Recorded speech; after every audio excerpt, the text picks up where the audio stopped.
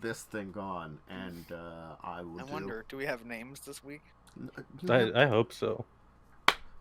You never have names in there. They just don't We're exist. just disembodied voices. Yeah, we're just disembodied voices. Hey everybody, welcome to Discussing Tabletop. As usual, we start off as a garbage fire. If you're not, yeah. It is April 10th, 2021. If those of you who are chatting, do your taxes. Yeah. Yes, do your taxes. If you're in America, they have been delayed till May that they're due, but you should get them done because just because there's like a little bit of a delay doesn't mean you should get them done. Anyway, this is the stream I will tell you to do your taxes. The Stardew one is the one where I will tell you not to. Yes, that's a great thing there. So we've got some interesting topics this week. We're starting out. We're going to be talking about for our news segment. Possible Magic the Gathering subscriptions in the future. Hot take. That sounds awful. It really does. And there's some reasonings behind it, and I've seen I watched a couple of videos on this after I saw like one of them, and I'm like, wow. It seems like everybody has a negative opinion about this possibility thing that will probably happen. Oh, what a surprise! Oh, what do you mean it's negative? Subscription services have historically never been bad. Subscription services and membership stuff. But we'll talk about that for a little bit.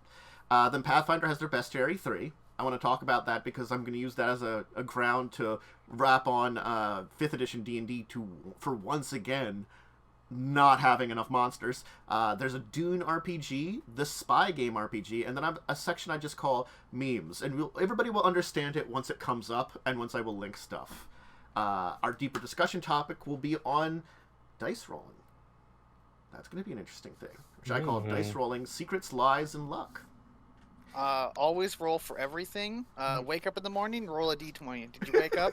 Yeah, did you wake up or just... That was Gary Gygax. Come on. No, hang on. Where's my d20? Wait, look, it's the... I'm pleased to meet you. Yeah, here we go. Look, some dice ASMR. I only have a handful of dice. That was the day Futurama won won for me, when they had Gary Gygax on, and he shows up and he just rolls a dice, and he's just like, I'm pleased to meet you. It's such an underrated joke. And then he's like, here, take my +1 base. It's like, why do you have a +1 base, Gary Gygax? Why wouldn't it be like a Holy Avenger mace or some ridiculous thing? He's the fucking creator of D&D. Like, sometimes you just need a +1 mace with you. The Holy Avenger's for special occasions, you know? That's why you keep it mounted on your wall. Oh, it's like a break in case of emergency, +1 mace? Yeah. It needs to be a +1 adamantine mace. Yes. Because fucking golems. Which is fucking golems. So... Magic the Gathering, subscriptions, and membership. Now, this isn't just any kind of membership or subscription. It's based around their Secret Lair product line. If you don't know the Secret Lair product line, it's exclusives. It's online exclusives. They're not sold in normal stores. You have to get them through the Magic website. They're for a technical limited time. There's a lot of problems with them because you buy them way ahead of their printing, and then when you finally get them, it's way past the refund date. So if there's any kind of issues with it, you're fat out of luck. They were promised to just be reprints with fancy art, but have proven in a couple of times to have unique cards which could end up in various formats of Magic and therefore taint them, because you could never reprint them again for some of them, like the Walking Dead ones, which we talked about last year. And in this case, they're talking about having subscriptions/membership versions of these. It just sounds like a bunch of bad stuff on top of bad stuff. Sounds like Hasbro to me. It sounds like Hasbro. Yeah. Well, it's like... The subscription service would be like, you will get all the secret layers. You'll get them a week ahead of time. You'll get first billing, that kind of thing. You don't know what you're getting, but you're paying to effectively, like, get them all over the course of the year. You know, you don't know how many of them are there. Humble Bundle does it where I believe you can sign up and just get everything. Mm-hmm. Or you can be like, I don't want this month and not pay for it. Yeah, yes. I think that's how they do it. I will say this. I am fundamentally against sort of structuring a subscription service around products you don't really know what they are yet. Yes. Because it's loot boxes. It's loot boxes, and this is the shit that literally killed Destiny 2 for me, because it's that whole fear of missing out. You're just gonna keep dumping money because you don't want to miss these cards. That was one of the I think it was Tolarian College, who's the big Magic YouTuber. They're the ones that said this is FOMO. When I saw their video on this. Like, again, like, I watched, like, 3 or 4 videos on this, and, like, that was the one that was, like, this FOMO, and I'm like, you're right, it is. And, like, the thing is, like, for membership programs, they're like, hey, here's 2 examples of membership programs, a $99 a year one, or a $200 a year one.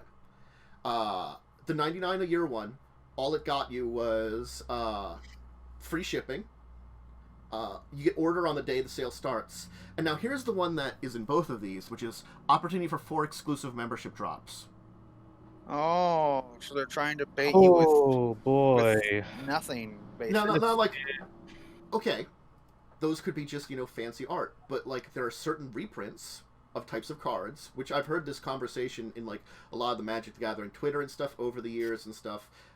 There's types of cards, fetch lands. Fetch lands are rarely reprinted and are the most expensive cards you can get that are lands because they're rarely reprinted, and they're very good for a lot of, like, modern legacy decks and stuff like that. So a lot of the extended formats need them to be really, really good and top tier. They're expensive as all shit. What if they put them in an exclusive? I'm just gonna posit this idea real fast. This is, like, literally gambling at this point, because you can resell this shit for real money. Mm-hmm. Oh, yeah. They also mentioned the $200 a year one had a 10% discount, which, again, this was something that the math was done. Last year, there was $1,000 worth of secret layers. Okay. So, in order to get your 10% off of a 200, you need to get $2,000 worth of secret layers. They didn't sell a lot of stuff. Yeah. Yeah. That's to make the 10% worth it. I mean, I'm sorry, the prices are kind of ludicrous for what they're offering, and it's just, like, maybe they'll make it better when they get it out there. But, like, just looking at it, for people that I've, like, seen, like, things on these surveys, they don't look good. Yeah. I mean, that's kind of obvious to anybody who is on the other side of these kind of subscription things. Mm-hmm. Yeah. Like, these are intentionally designed to be this way. I'm just gonna put that out there. It is a money-making scheme and nothing more. And again, like, I'm not gonna behoove, the capitalism montage of, like, wizards making money, because I like stuff from D&D. I technically like the game of Magic.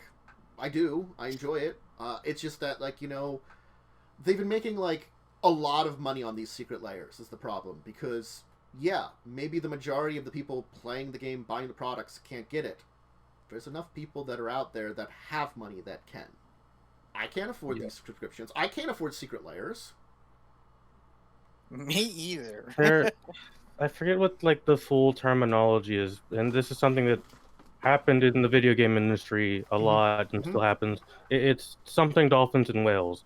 They're not targeting the general market. They're targeting people with lots of money. Oh, yeah. Who have nothing to spend it on. The whales is the gambling term. It's the people that are the big spenders that are really earning you your money. You've got the little people. The people who have disposable income and are more likely to suffer from things like fear of missing out.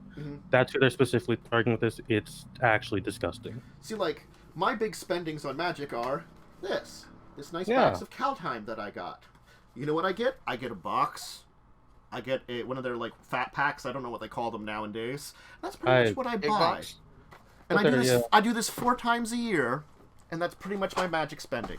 Yeah, my spending for tabletop stuff is usually a book, and I know what I'm getting with a book. Yeah. I spend maybe, like, on a good average, like, maybe $500, depending on if they've got some really interesting products out there. I could spend up to, like, $700 in the course of a year. Is that That's a lot? a lot of money. It is a bunch of money. But it's usually, like, within my means to do that. That's the kind of thing. I can do that. It's not, like, extremely outside of my means if I'm doing it. Also, you mostly know what you're getting. Yes. Because those are revealed what are in those. Yeah. Well, I know what's in these sets. Granted, I don't know what's going to be in those packs. And there's always that element of gambling. But it's sort of like, my idea for doing this is, I'm a collector, but I also like playing the game. If I just was going to collect them, I'd buy the individual sets. Honestly. In this case, I'm very behind on it, but I like building decks out of this. I will build a Kaldheim deck, or maybe 2, at some point in time. Then, far in the future, when I can get some more money, I might buy some singles again. I haven't bought singles in a while because I haven't been able to afford it, but it's one of those things that I don't mind doing when I have some disposable income. When I did that back in the day, when I had a little bit more income. To me, looking from the outside, because I don't play Magic anymore, it just got too expensive for me. This is contributing to 2 issues. 1, the whole fear of missing out thing, and 2, it's just gonna make the second market stuff worse at this point. I agree. The secret layers, I think, have already made the second market stuff worse, which is one of those things that I really, really hate Wizards for doing, because they ignore the second market, but they don't also. They definitely, they've got an eye on it, but they pretend it's not there. Which is just such a two-faced standard. Just confess, oh yeah, we have a second market. We try to watch it as to not, mess around with that too much. And I'm like, why don't you? I won't dig in this too deeply, because I don't want to... It's not related to Magic. But I've seen secondary markets for digital goods, which have no value because they're infinite, because it's a digital item. Yeah. And people are spending real money because, I want this in the game, and they can technically give it to other people and therefore ask money for it before they give it to them. And it's really awful. The biggest example of that is CSGO. Mm-hmm. Oh, yeah, there's that. I mean, the entire, this at least I like that there's physical cards, but, I'm sorry, the digital side of this was so much worse. That's I don't understand the digital side of this kind of thing either. It's just, I don't collect things, and I also don't care about having good-looking equipment in a video game. Yeah, the benefit here is there's a physical reward as opposed to nothing, basically. It's a thing down the line that you can sell for money if you wanted to. Yeah, it's the only good side here. I could sell parts of my Magic card collection, even if it got to 0. I have it. I mean, I don't mind having it. I've at this point in time not considered selling it anyway, so it's sort of I'm not looking to make that huge chunk of money, but it's sort of it's an option that's kind of in the background if I really needed it too. So it's and I don't know if Magic can crash the way it did back in the early 2000s. That was a huge crash, and I feel the market recovered in a proper way to support it, like the secondary market did. Because there was a period of time that no Magic cards had any value except for the first sets. Yeah, I don't want to say it can never happen, because anything can happen, but I feel like Magic is regardless of what happens, is at this point fine, in a really good place to just keep making money. It's too big, I think, at this point in time. Yeah. It's... You can go to most people that have nerdy and be either they will have a Magic deck, or they will, have played Magic at some point in time. Most nerds have, I think I had a starter deck for Magic. I have some decks in my drawer. I have some Commander decks still. Mm-hmm. I've sold off a lot of my card collection stuff. Yeah. But no, I think this was probably the news this week that I heard about that I was just ugh. Yeah, it's definitely not a good idea.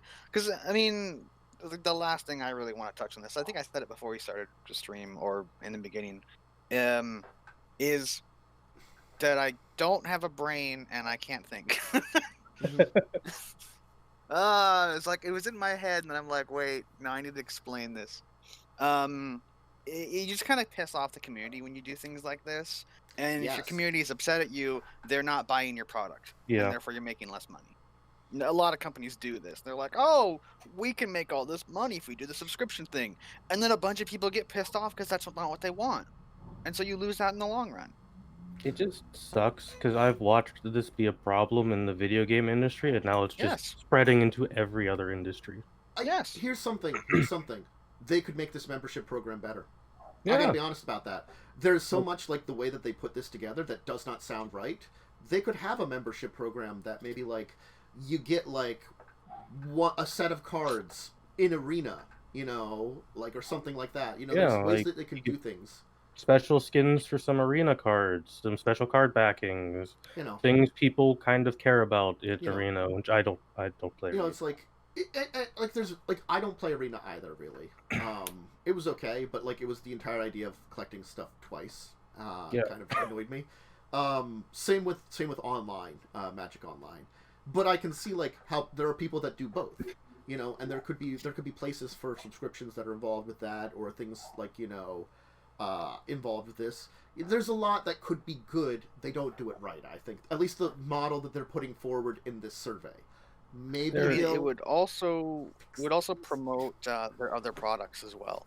Yeah, which is better for the company as a whole, as opposed to just like, hey, we can make a bunch of money doing this. It's like no, you don't want to do that. I feel like because Magic is is big at this point in time. The higher ups are just like, we can make a lot of money, and I'm not sure if it's on the Hasbro side or the higher ups in charge. I'm not sure, but when things like this tend to happen, it's usually because the company is trying to appeal to shareholders. Yeah. Look at how much money we could make with this. We might take a PR hit, but we can get that back easily with other things. We made this much with this like secret layer stuff for the last couple of years. This next year we can make even more with this plan. Yeah. It's a problem, and it's probably never going to go away because companies want all of the money. Yeah, it's instead of some of it. It's the unfortunate thing of modern day how capitalism has evolved in our modern day problem. I mean, but still, that's a different story and discussion entirely. Yeah, which we're not going to talk about. No. Nope. Just to clarify my end, I don't dislike capitalism. I dislike some aspects of it. So I can agree to that one. Let's talk about Pathfinder. Let's talk about Pathfinder. Mm-hmm. Pathfinder has released its Bestiary 3. There was a little bit of delay that they were going to be doing things in March, but they pushed it to the 7th. I mean, I remember the sneak peek with the ice cream dragon. And, it really shaping up to be a good one. Yeah, they're great. These were important creatures that had to be added in. Well, of course, Pathfinder Bestiary 3, the big thing is, if I will link this here, which is their early releases, which includes all the other stuff they released. They also mentioned, like, you can see that they've got the table of contents. God, that's English. Those are important things to have. Yeah, those are very important. Also, this is a nice looking book. They have a very nice looking book. There's certainly some creatures in here. And no art. Yeah. Well, like I don't know why they went for like no art for their. Because I'm boring and I don't like art. It's like the popular thing that these kind of companies do, because the Wizards does it with D&D books, where like the special one has not as much art, typically excluding the latest book, Guide to Ravenloft, which has a really ugly collector's edition. Ooh, like neat. I mean, like this collector's edition, it does look like a very classic, old-timey book, and I think that's what they do for like the second edition. So it looks like I'm bringing forth this tome of ancient information. It looks like a book that would exist in Pathfinder universe. Yeah. Which is neat. It's not a bad style, I gotta say. I would prefer the skeleton book more because it has a pretty picture I can look at, and it's got like a robot dragon breathing fire. Yeah. I mean, I like dragons. I couldn't tell. Yeah, no one ever can tell. No, I mean, we're blind. God, I look in here and I look under their giant creature section just for a second. I just noticed that giant flying squirrel, giant hermit crab, giant opossum, giant pangolin. Whoa. Did you say crab?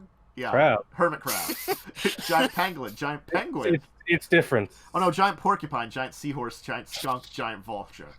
What? They just have to be giant. They're no longer dire. They're giant. I mean, that's fine. That makes it easier instead of like dyers. It's like that's just the big version. Yeah, I mean, I know. 5e kind of does that. Yeah. There's giant crab and there's regular crab. They are not the same creature at all. Oh god, they've got squirrel swarm. Oh, I love Cool. that. I'm into that. Well, I'm just gonna make a note of that for today after this show. Squirrels! Eldritch squirrel. Yeah, it's instead of being a giant squirrel, it's several squirrels. Just lots and lots of squirrels. And they'll Voltron.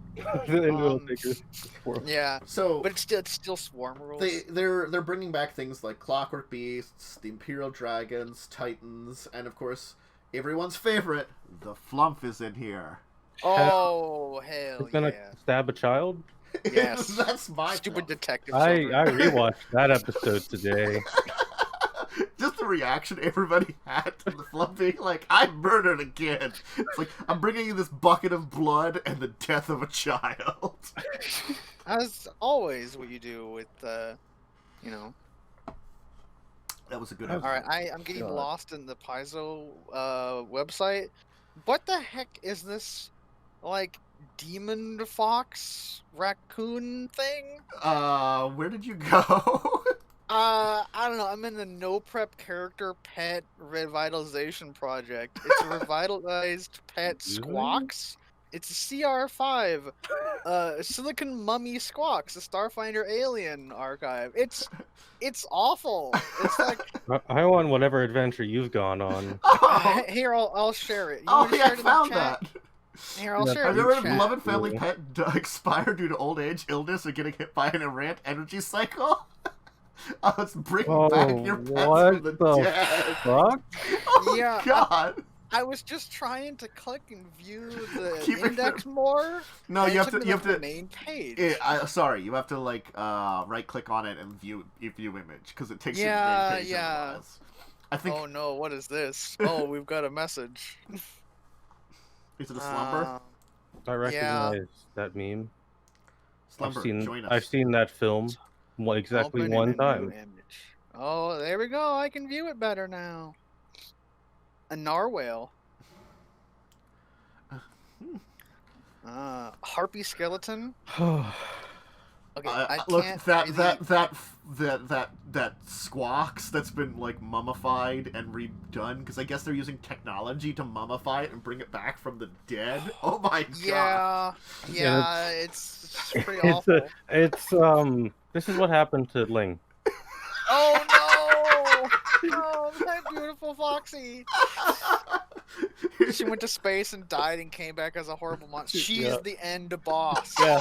We're gonna get to the end of Carrying Crown Path and it's just Ling all like zombie lichified and being like, I told you. Like this message has been paid for by the Pack World's Commission for Unliving Rights, the Exoxian General Counsel, and the Exoxian Office of Pack World Ambassadorship. Ooh. Less than 10% of revitalized animals experience side effects such as insatiable rage, unsatiable ennui, or empty compliance. That's funny. It's the idea that it could be your pet or it could be a horrible monster. I love that this is like a sales pitch. It really is. Oh man, who wrote this? I'm sure there's a name attached to this. Vanessa Hoskins. Vanessa Hoskins. We love you. Keep doing work like this. Mm-hmm. You probably don't watch our show, but. God. Oh, here we go. We've got a raid. We've got Umber. We got an Umber. Yep. Now we got broken chat. Nah, it's fine. It's fine. Wait. That's what I'm here for, really. You guys have to share. Oh, no. I tried to fix it and it made it worse. I gotta share? I tried to fix it and it made it worse. Oh, no. Don't do that. That had other people's names on it. Get out of here, you nerd. Oh, God, what have you done? You made it so much worse. I fixed it. I've sent us back. Well, everything is fine. Please do not cross that line. I'm designated no Momo zone.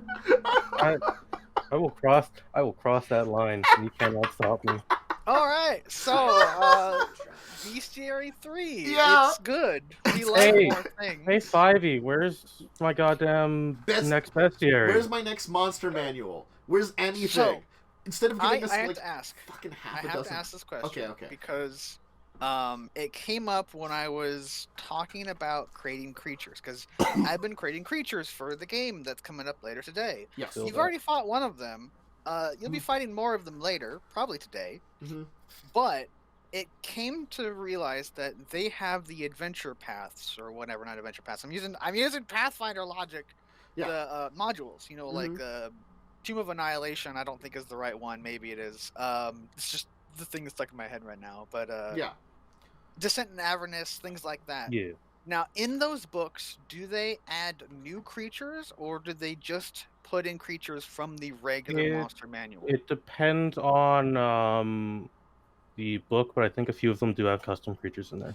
Usually they add a few. Because I'm pretty sure Curse of Strahd does. Yes. Curse of Strahd has a lot of custom. I know Tomb of Annihilation does as well. But a lot of times those stats are like specifically for this specific creature in this specific circumstance. Like they're like enemy NPCs. Like, hey, here's this unique vampire that has this extra equipment or something like that. Like Strahd stats are specifically for Strahd. They're hard to translate onto a different creature. So, doesn't Pathfinder do this when they have their adventure paths? They bring in custom creatures? Also. They did bring in custom creatures, but the thing is, there's something that Pathfinder does that's different. Automatically, if I take, let's say, the Carrion Crown, the original, let's say, Haunting of Harrowstone, it will have a bestiary in the back that will include a couple of creatures that are in the book that they didn't have, plus a couple of creatures that are options that just add to the lore based upon what you're playing. So they add maybe okay, granted, it might be the same half for Curse of Strahd's a much bigger book than Haunting of Harrowstone, I think. Oh, definitely. Curse of Strahd is 3 to 10. Yeah, so it's probably 3 or 4 or 2 or 3 books together, I'd say, of the Pathfinder ones. The Pathfinder ones have about between half a dozen to a dozen monsters in the back.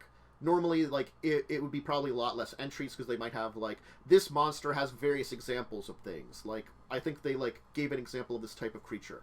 Now, Pathfinder does, eventually, when they build their bestiaries, at least when they did the original edition, took a bunch of these and put them into there. So they which makes sense. So they compiled those along with some new stuff, along with some stuff that they would maybe have translated from older fifth D&Ds and stuff. That's what their bestiaries were always. I like that 5th edition has they give me a couple of monsters in every book. The problem is, it's a couple of monsters in every book. I will require to have Curse of Strahd, Tomb of Annihilation, all these other books in order to put together what equates to a monster manual worth of material. Okay. I just looked on a totally legit legal website. Mm-hmm. Don't judge me. Mm-hmm. Curse of Strahd has 70 custom named monsters in it. Whoa! Okay. How many of those would be easily translatable, or does it not say that? It doesn't say, but I imagine most of them would be, except for specifically the bosses. That's what I would think. Like Strahd, the Mad Mage, Madame Ava wouldn't be able to really be transferred. What about monsters that are basically versions of other monsters that have slightly different stats? Let's see. I will pull up specifically the Barovian Witch, because there are witches in 5e. She can probably be transferred very easily. She's a witch with some different spells. Is she? Oh, so she's like an NPC though. This is just a monster. Okay, so just well, I mean NPC monster, NPC druid monster. or gladiator, I don't know if there are any of those. Okay, on that, I am actually 100% in agreement with Tantus. As a person who's running a D&D game and I want to add NPCs, I was legit looking for all right, this is about the power level the NPC should be at. Let's open up the NPCs area in the monster manual. Oh, the only magic user they have is an archmage or a level 10 wizard or something. That's too strong. Do you have a weaker version? No. Because NPCs are monsters if you're using them. Yes. Yeah. In 5th edition, NPCs are monsters. There is not an NPC class. So, while certain people will be I will never give an NPC like player class levels. I get it. I understand it. The problem with that is it's not as easy to just do that with 5th edition. So I'm just like, I'll just give them NPC things, and then like I'll roll like all their hit points. So it's not like because I have special rules for players rolling. I give my players an extra feat. The NPCs will not get those things. So the players are still better than any NPC that they would run across if they are quote unquote at the same level. Yeah. I did find one that you could transfer over as an NPC because it's a lycanthrope. Those are technically NPCs as well. Were-Raven, that you could transfer that one over very easily. Because I think where creatures are just a template in 5e? Yeah, it's just a template. It's just like a humanoid with a shape changer template. Yeah. I think. But I mean, like they. But I'm just saying, like, yeah. Problem. You need the Curse of Strahd book for these stats, which is the annoying part. There's a lot of monsters here. Yeah. It's arguably too many. Well, that's one of the things that can really end up bogging down a game is when you're just stuck there for. It doesn't even have to be long periods of time. It could just be 2-3 minutes. But when you're doing it 12, 13, 14 times a session, constantly have to go and check rules for 2 to 3 minutes, it adds up to just a lot of lost time where they could have instead simplified things a bit.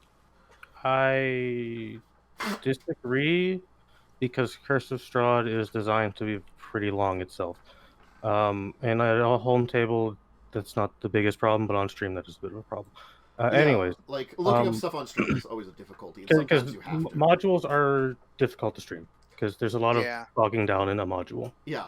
Even non-modules, I have to say, like for like when like a lot of the games, because I use a lot of pre-made lore, like I have to look up stuff, or like reference something that like because I don't necessarily like I'm still changing things to what I want to make them, but my idea is to build off of the lore that exists there. That's the always way I've played it, and I don't want to alter that. So that sometimes comes up that like you're like, what about this? And I'm like, well, shit, I wasn't ready for that. I got to quickly look that up.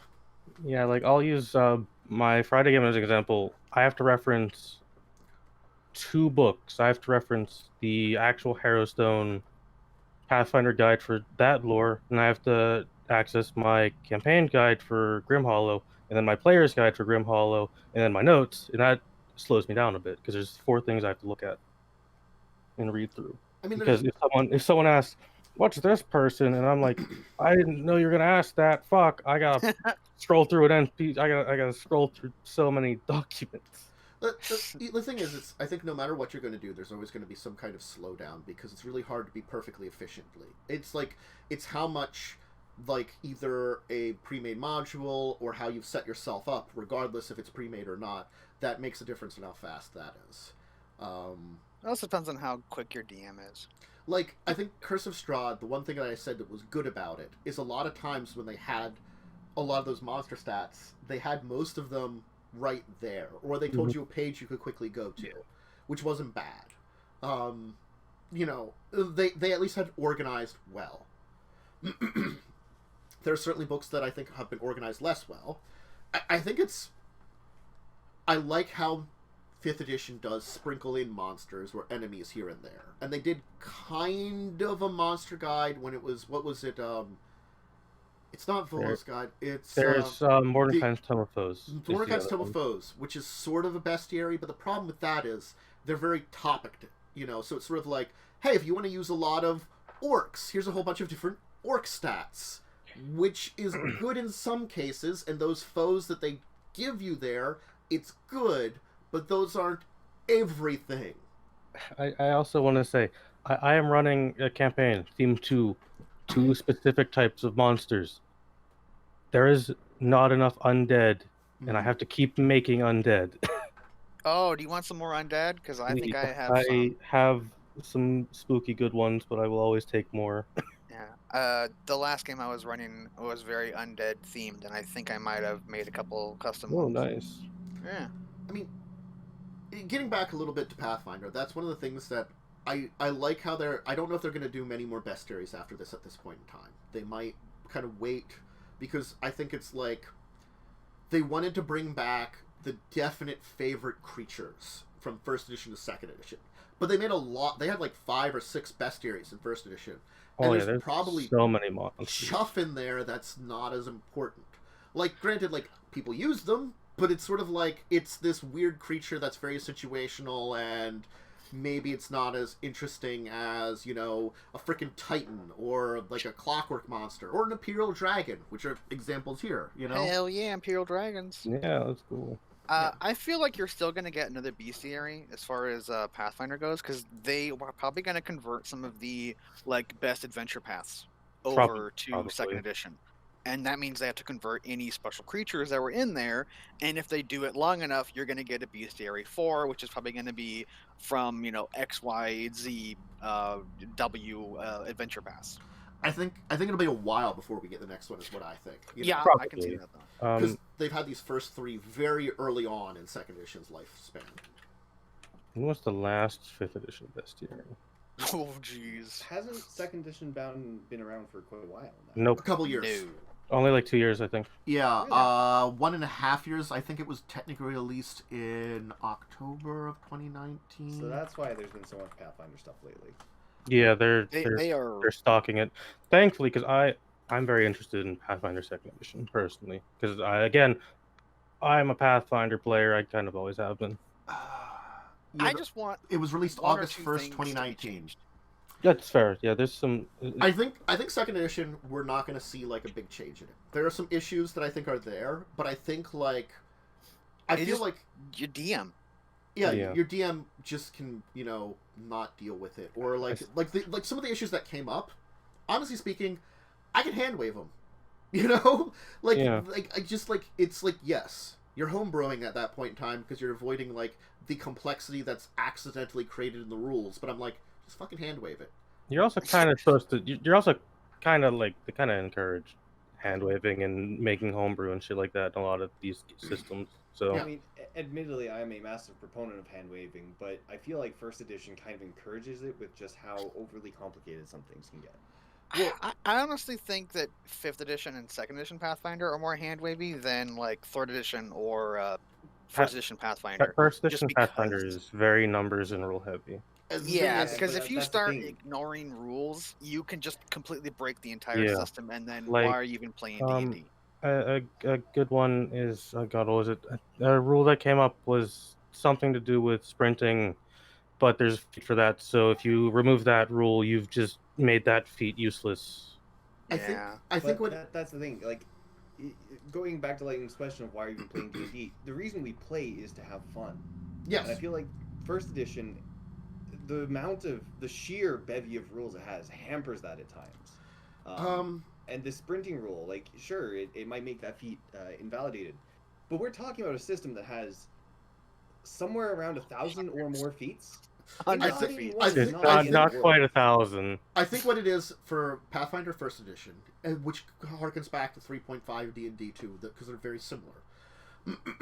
It's less that you hand wave a lot of stuff in that system, and more that you kind of bend things a little bit. You know, Yeah. it's just you taper things where it's necessary. Like, it might be like, you know, it's like, oh, there is something here, but it's not required for our game, so rather than worry about the rule, we're just going to kind of like, rule is there. Are you involved with it directly? No? Hey, we don't have to worry about it. Things like that a lot, you know. Yeah. It's a system that has that level of complexity that's from older systems that's kind of built up, that like they cut so much of in 5th edition. And Mostly for the betterment, too. Yeah, Mostly mostly for the betterment, but there are some bad cases of it, unfortunately. well, it's Yeah. I think 5th edition then, because they went too far the opposite direction, encouraged a lot of homebrewing, which homebrewing usually is a lot of people like, not necessarily nowadays, but when it first came out, it probably would have been a lot more people that are used to those old rules, so they know where to homebrew it. I think things have changed a little bit in the environment nowadays. You do have a lot more homebrewing that's kind of random, and so you can come up with things like, I feel like it's like if I compare like Dark Matter. Dark Matter is a published, but it's technically homebrew. It's published homebrew, but when we played it, there was some great stuff there. We saw the issues. I feel like if that had been published a lot closer to the end of 4th edition, 3rd edition, Pathfinder, it probably wouldn't have been as bad in certain ways. Because nowadays, there's a lot less people that know those old rules and can use them as a crutch when they're homebrewing stuff. They get an idea of when I need to homebrew something, this is what I can do. Sorry, go ahead. I think it's just an evolution of things. Yeah, I use a few homebrewed rules in my games. Like, potion, if you consume a potion, it's a bonus action instead of an action. I just think that makes sense. I think that's a pretty much universal rule. I think everyone uses that. Bonus action for stealth, action for other. Yeah. Like, if you're gonna feed your potion to someone else, that is you, like, getting it out and then, like, manipulating them to drink a potion. Yeah. And then, like, the biggest homebrew rules I use are the transformation stuff from Grim Hollow. Which is homebrew. It's published homebrew, but it is homebrew. They call it third party, which is effectively what it is, published homebrew. Getting back to our original topic of, like, monsters in the Bestiary, and of course Bestiary 3 coming out for 2nd edition, I think it's what comes down to, like, a lot of, like, translation of creatures in various situations. Like, 5th edition, I feel like its creature creation is both good and bad in a way. Like, I've played around with its creature creation, and I feel like it's a lot of experiment and see what it's like, What about that Eldritch Crab battle? I mean, it was fine. I liked the crab. It was an interesting battle. I certainly think that, like, we had a very good situationally bonus kind of thing, which helped us a lot. Because that crab was 90% homebrew. That crab could have two-shot me. But that crab, it could have gone a lot worse, for that kind of thing, and you don't know necessarily when you're homebrewing it how well or bad it could go. Because the thing is, that can happen in any system. My best example, just to harken back, is using set rules. These, like, set rules.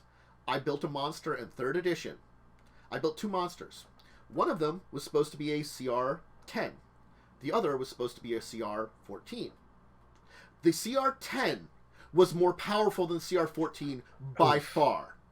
And all I did was I used the increased hit dice rules that they had back in 3rd edition for monsters and added a few templates. Synergistically, the template worked so well with the monster that it broke it. Yeah, I've been dipping into custom monster building lately, and there's one specifically that will be encountered at some point that I'm worried might be way too fucking strong. So I'm very hesitant to put it in yet. I mean, until I fixed everything with it. Or it might be too weak. I don't know, because CR is dumb and weird. Yeah. CR is more of a I don't want to use guideline because that's kind of a meme-y phrase, but it's more of a estimation of its power, right? It should be this strong. However, I mean, you have to look at, like, okay, for example, the Eldritch Crab. Spoilers, it's based off an Ettin. It's a large creature. I lowered some stats, raised some others, so it was basically about the same CR. It might have been a CR 7, it might have still been a CR 6. But a lot of that comes down to the rolls.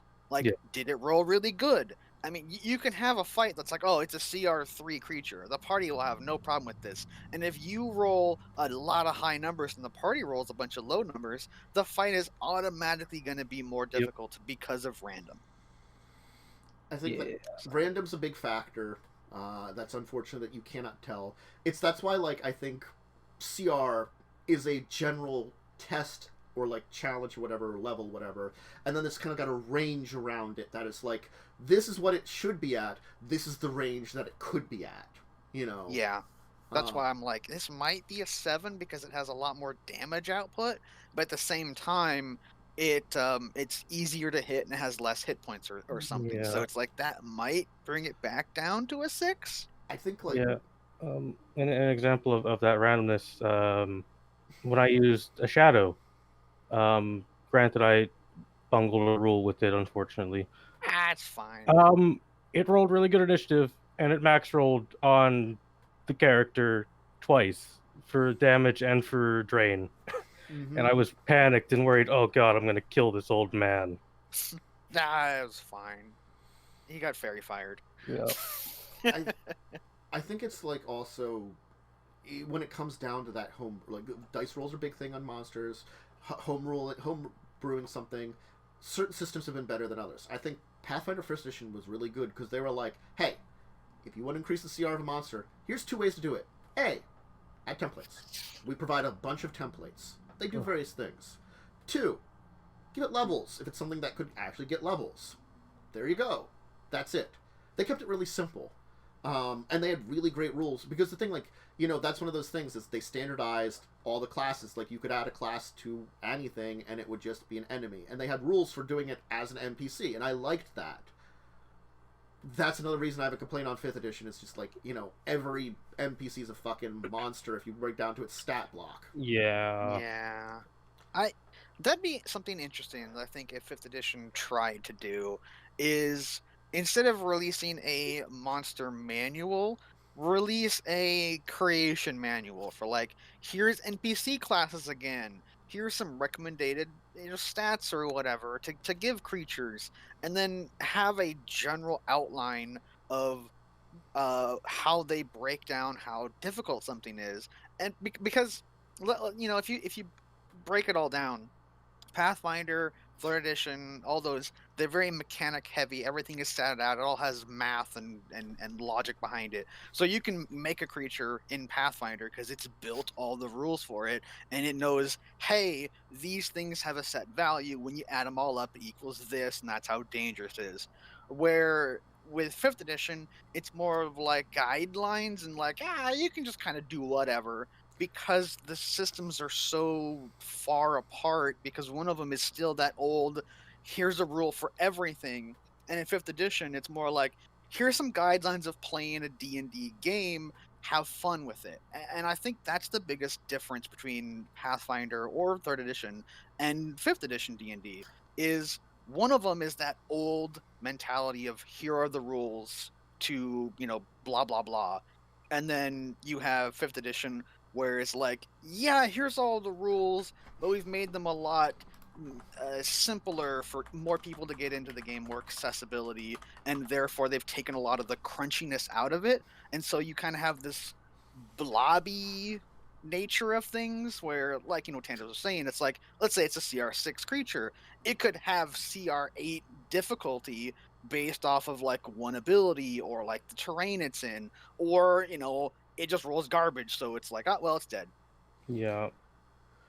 I would be very into like a creation guidebook instead of a bestiary. I think that'd be cool. I haven't dived into Pathfinder 2nd edition stuff yet, but I do want to at some point in time just to take a look at it and how well that they've translated there. If it's as simple as before. Because again, like, they've done some good things in 2nd edition. They've done some things I've got complaints about. I've said that before, but, you know, it's interesting. Some of the complaints seem like they came up with these rules and then someone else added onto them and didn't realize they would interact with this other thing and therefore make a big mess of I feel like the best way to describe it is they tried to simplify their own rules model, and the places that they cut it to simplify it accidentally created these little, like, nuggets of complexity in it that don't make sense. Like, it's like again, like, I gotta say, like, most of them situational. That's what they are. Most of them situational. Most of my major problems have been that. There have been a couple of, like, times where I'm just like, frick everything being a condition, and also your stupid book. I understand that this is actually, like, laid out in a way that is technically logical, but when I have to, like, reference 3 different spots in here, it pisses me off. That's further than Pathfinder. Fair. What does this spell do? Well, the spell description doesn't tell me what it does. It tells me the things it can do. Yeah. So I have to go look up these couple things that happen. No. Now I have to reference what this certain thing does if it happens. And yeah, that's spells. How about this? Basic attacks. Okay, what happens when a basic attack criticals? Well, it talks about it over here. Does a basic attack have a critical fumble? I don't know. It doesn't say anywhere. Where do I look that up? Well, that's not under basic attacks or basic or critical rules. That's under the dice roll rules. That it doesn't have a fumble unless it mentions it. Oh, great! I had to figure that out and go back to just the general D20 dice roll rules. I love that. Yeah. Fuck you! Please lay your books out in a way that makes sense. I mean, Just tell me this is basic attacks. It doesn't have a critical fumble. It has a critical. Great, I know that now. Just reference the 2 earlier things in short blibs in your section. I mean, that's just Pathfinder. The thing, I try not to praise 5th edition too much because, it's not the best system out there, right? It's a good system, but it's not the best. Yeah. Usually, it tells you everything you need to know in the thing you're using, and you don't have to reference anything else unless it's like, oh, it will give them the dazed condition if they fail. So you look at the conditions. It's all in one area. It's right there in the book. It's like chapter 11 or something. And all of the conditions are right there. And you go, dazed. It does this. Mm-hmm. And that's it. You're done. It's not like, oh, they have dazed and stunned. Well, let's see. If they fail to save, they're dazed. Which means they have a -2 to their attack rolls. And then their movement speed is halved. Oh, but if they're stunned, that means they lose their action. And it's like, oh, no. I'm sorry. As much as I like the older systems, they can be dumbly complex. Yeah, that's but a very. You have stunned 2, which means that you lose 2 actions on your next turn. Well, that's because Pathfinder 2nd Edition, which I think is a cool idea. This is the one thing that I like is instead of having like a movement, a reaction, a standard action, and then a swift action or whatever it is, right? Or bonus action if you're looking at 5th edition, it's you have 3 actions, and casting a spell is like 2 actions or 3 actions. I think that's a really cool way of doing things because it's just like you can do stuff. It's also to my nerd brain who only plays old video games. It's like action points. Yeah, like XCOM. I like that. And I technically don't dislike their system for conditions or stuff because they technically are very simple. It's sort of like, this does this, and it counts down every turn for this many turns, or like it counts down like if it's the one that loses actions, you just lose 2 actions. That's it. No, I'm gonna say this. Oh, my phone just dropped. Okay. Pathfinder 2nd Edition sounds like they 4th edition to the game. It really sounds like a video game. The more we talk about it, the more it sounds like a video game to me. In some ways, yes, it is, but I don't think it's taken to the extreme of 4th edition. No. I think it definitely has that vibe. I think some of the ways that they looked at conditions and stuff, they looked at it more of a video gaming way of doing it and making things simplified into conditions. That there's a lot more conditions than on previous editions, or anything. But they have a variety of them. Is that good and bad? Then you come down to you've got the action system, the condition system, I would call it, and then the character creation are your 3 triumvirate of things. And then they simplified the dice rolls. Is you roll a die. Do you get critical success, failure, or critical failure? That's a question. But the thing is, then you have to determine, is that die roll have all 4 of these? Well, normally the die roll will tell you that, unless it's fucking basic attacks, which I have to look up everywhere to figure out if it's got all 4 of them. That's just poorly laid out book, though. But if you have a spell that has success, critical success, that blah blah blah blah blah down the list, it's just there. Now some of them do say it's a basic or a simple reflex or basic. I can't remember which, if it's simple or reflex or basic off the top of my head.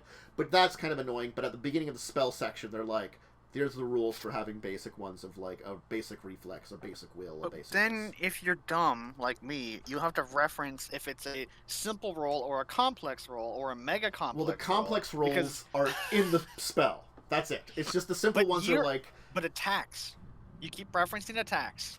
Yeah. Well, the attacks one, the rules are relatively simple. There is no critical failure. Failure is a miss. Success is you hit them and you deal damage. Critical success is you critical and do critical damage. That's it. It's just the fact of you have to be well, what's the critical damage? I had to look that up and just to get those basic rules originally. That's easy. The finding out if there's a critical failure, which is in our case, if we're doing Pathfinder 1st edition, a fumble, I had to fucking figure that out. I didn't know. They don't say is there a fumble? Does it exist? What is it? I had to go searching for that. It's I had to go through these 3 spots in order to finally get that. And I didn't know I had to go 3 spots to get this information. Here's my spicy, controversial take for rules. put like a little box to clarify things next to rules if you're gonna have them in a different section, like for your things. Just have a little box there. Page reference right there. A page number or a little box or an asterisk or a footnote. Hey, so we've spent like half an hour about Pathfinder here. We should maybe move on. Yeah, this might be our deeper discussion for the day. I don't know. We just dove into this shit here. Hey, there's a Dune RPG. I love Dune. It's a available book. now. It's by Modifius, so it's going to be a 2D20 system because that's what they do. I've seen the movie Dune. The movie is a movie. There's a mini-series and a new movie that's coming out this year. I am kind of excited for the new movie. I'm going to give it. This is probably the best timed licensed either RPG or board game I have seen in probably every year of doing the show. I really like the way the book looks. They never time these out correctly. It's always like, oh, hey, here's a Coraline card game. It's like, Coraline was like 5 years ago or 10 years ago. Why is it out now? And we were trying to like figure this out. And I'm like, oh, it's the anniversary of the second release of the book or something. And I'm like, fuck you. That's not a reason. Yeah. They just think of Dune something. RPG, Dune movie, great. I mean, I like Dune. Dune is my favorite sci-fi book. So this has me interested. I do like when Dune Man starts ripping and tearing through demons with heavy metal blasting. It's pretty enjoyable. Yeah, I really like that scene in the movie where Dune Man punches a sandworm and then rips his heart out. Yeah, like, that's cinema right there. And then crushes it and levels up. Yeah. And then, Dune Man's armor absorbs the sandworm and then gains its abilities. Oh yeah, and then he crafts a new weapon out of it. All right. So when I play this, my character is just gonna be named Dune Man. Excuse me, licensed OC, please do not steal.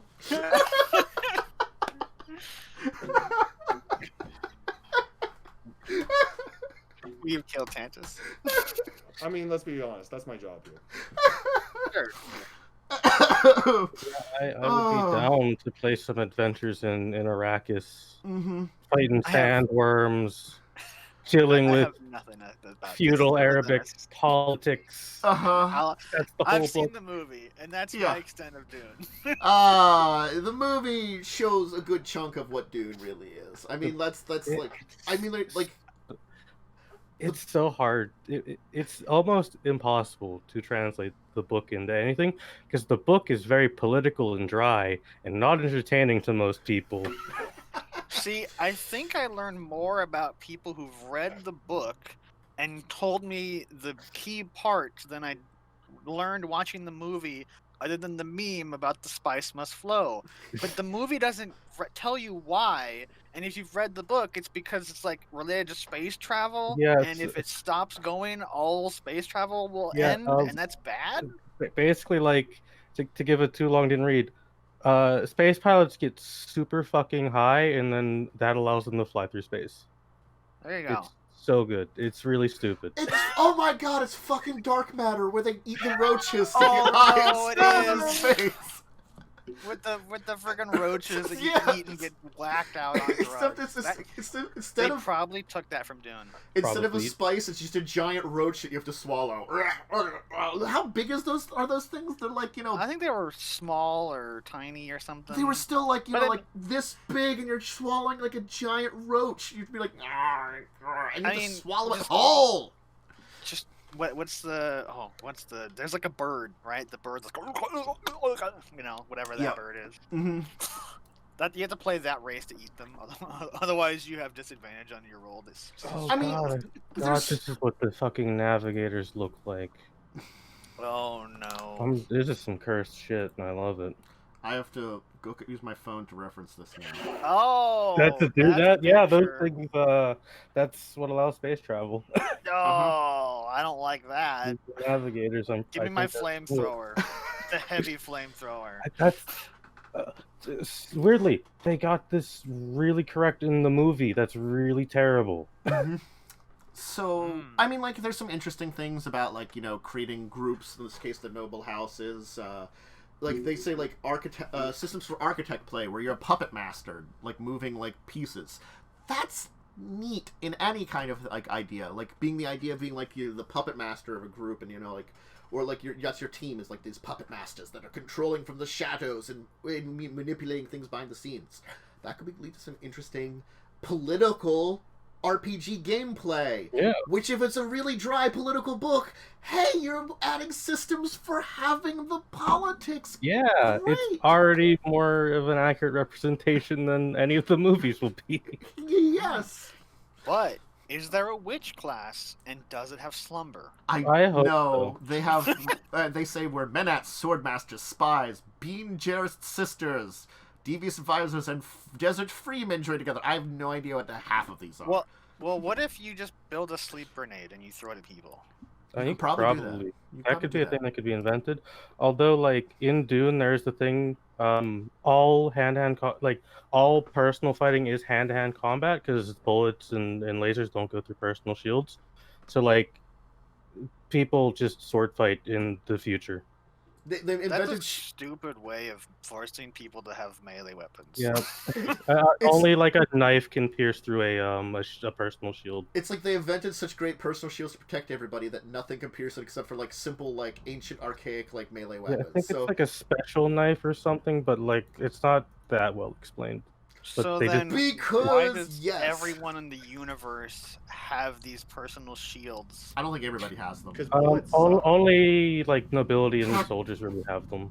Oh, see, that makes a lot more sense. That means guns would still be around because Yeah, you they're- could just shoot yeah. some Yeah, random the soldier civilian, would they have a die. gun, not to And fight a other and a soldiers. personal Would have to shield. be to shoot the people that are resisting your noble leader. Right. It's Yeah, for you gotta go oppression and- purposes. Yeah.